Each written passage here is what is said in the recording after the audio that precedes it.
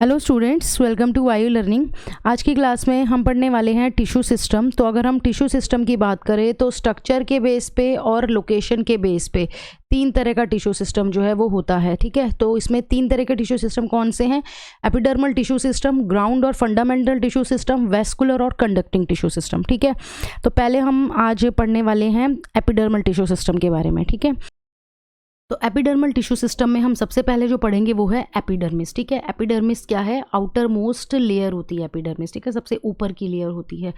ये जो एपिडर्मिस होती है ये कैसी होती है? एलोंगेटेड होती है। कॉम्पैक्टली अरेंज सेल्स होते हैं। कैसे होते हैं? सिंगल लेयर होते हैं।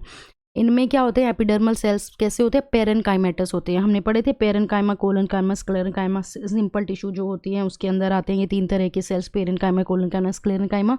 तो जो एपिडर्मल सेल्स होते हैं कैसे होते हैं? पेरेनकाइमेटस होते हैं। इनमें क्या होता है? साइटोप्लाज्म बहुत थोड़ा सा होता है। क्यों? क्योंकि यहाँ पर एक लार्ज वैक्यूल प्रेजेंट होता है।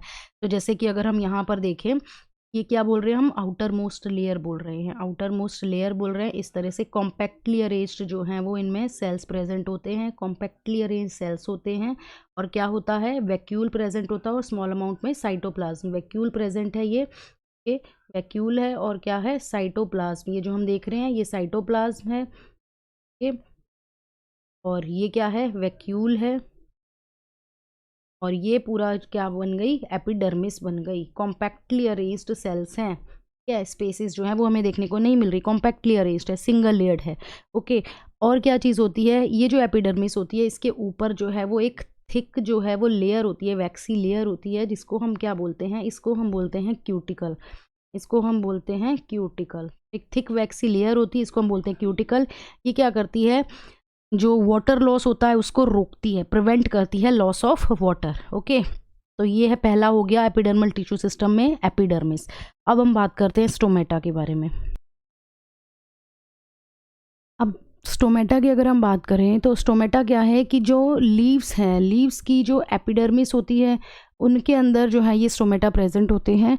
अब ये स्टोमेटा जो होते हैं ये किसके बने होते हैं? इनमें क्या होते हैं? बीन शेप के, जैसे हमारे राजमा है ना, ऐसे दो बीन शेप के सेल्स होते हैं जिनको हम क्या बोलते हैं? गार्ड सेल्स बोलते हैं। ठीक है, तो यहाँ पर हम ये डायग्राम देख रहे हैं। तो इस डायग्राम में हम क्या देख रहे हैं? ये बीन शेप का एक और ये दो, ऐसे दो ये जो हैं बीन शेप, ये क्या है? गार्ड सेल्स हैं। ठीक है, अब ये जो गार्ड सेल्स होते हैं ग्रासिस के केस में इनकी शेप कैसी होती है? बीन शेप नहीं होती, डम्बेल शेप्ड होती है। ये ध्यान रखना, ग्रासिस में जो गार्ड सेल्स होते हैं वो कैसे होते हैं? Dumbbell shaped. ये देखो यहाँ पर हमें कैसा शेप देख रहा है? इनका डम्बेल शेप देखने को मिल रहे हैं। अब इनकी जो आउटर वॉल्स होती है गार्ड सेल की वो कैसी होती है? थिन होती है, वो होगी थिन। और जो इनर वॉल होती है वो काफ़ी थिक होती है। ठीक है, आउटर वॉल जो होती है वो थिन होती है, इनर वॉल जो होती है वो थिक होती है। जो गार्ड सेल्स होते हैं इनमें हमें ये ग्रीन कलर के स्ट्रक्चर्स देखने को मिल रहे हैं। इनको हम क्या बोलते हैं? क्लोरोप्लास्ट। क्लोरोप्लास्ट इनमें होते हैं। फंक्शन क्या होता है गार्ड सेल का? ये जो स्टोमेटा है ना, इसकी ओपनिंग और क्लोजिंग करवाता है। यहाँ पर हम ये जो स्टोमेटा देख रहे हैं इसमें हम ये बीच में क्या देख रहे हैं? स्टोमेटल पोर और स्टोमेटल अपर्चर। इसको देख के हमें क्या पता चल रहा है कि ये स्टोमेटा कैसा है? ओपन स्टोमेटा है। अगर ये जो दोनों बीन से आपस में चिपक जाएंगे और ये स्टोमेटल अपर्चर और पोर जो है ये हमें नहीं दिखेगा, तो मतलब क्या हुआ? स्टोमेटा क्लोज्ड हुआ। तो गार्ड सेल का काम क्या होता है कि गार्ड सेल स्टोमेटा की ओपनिंग और क्लोजिंग करवाते हैं।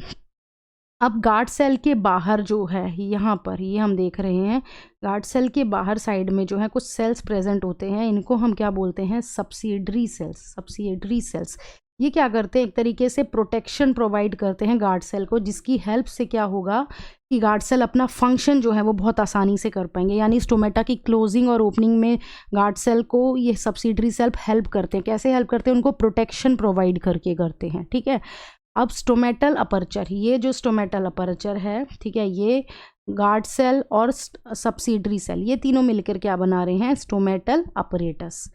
तो ये तो हो गया स्टोमेटा के बारे में। तो हमने अभी एपिडर्मल टिश्यू सिस्टम में एपिडर्मिस पढ़ी, स्टोमेटा पढ़ा। अब हम पढ़ते हैं हेयर्स। तो हेयर्स और ट्राइकोम्स। ठीक है, अब देखो क्या होता है कि हमने अभी देखा कि क्या था कि जो इस तरह से ये एपिडर्मिस थी, एपिडर्मिस हमने देखी थी ना, एपिडर्मिस। तो ये एपिडर्मल अपेंडेजेस क्या होगा? ये एपिडर्मिस जो है ये जब इलोंगेट कर जाती है, ये एपिडर्मिस जब इलोंगेट कर जाती है, इस तरह से इलोंगेट कर जाती है, तो यहाँ पर एपिडर्मल अपेंडेजेस निकल के आते हैं। इन एपिडर्मल अपेंडेजेस को ही हम क्या बोलते हैं? हेयर्स बोलते हैं। तो अगर रूट की एपिडर्मिस जो होगी उसमें जो है ये अपेंडेजेस क्या कहलाएंगे? इनको हम बोलेंगे रूट हेयर्स, इनको हम बोलेंगे रूट हेयर्स। कैसे होते हैं? यूनिसेलुलर, एक ही सेल के बने होते हैं, एपिडर्मल सेल से इलोंगेट कर जाते हैं। ये क्या काम करते हैं? जो रूट हेयर्स होते हैं ये वाटर को और मिनरल्स को जो सॉइल में होते हैं ना उनको अब्जॉर्ब करते हैं, ठीक है। अब अगर ये एपिडर्मल जो एपिडर्मिस में जो ये एपिडर्मल अपेंडेजेस हैं जब स्टेम में प्रेजेंट हैं तब हम इनको क्या बोलेंगे? तब हम इनको बोलेंगे ट्राइकोम्स, ट्राइकोम्स बोलेंगे।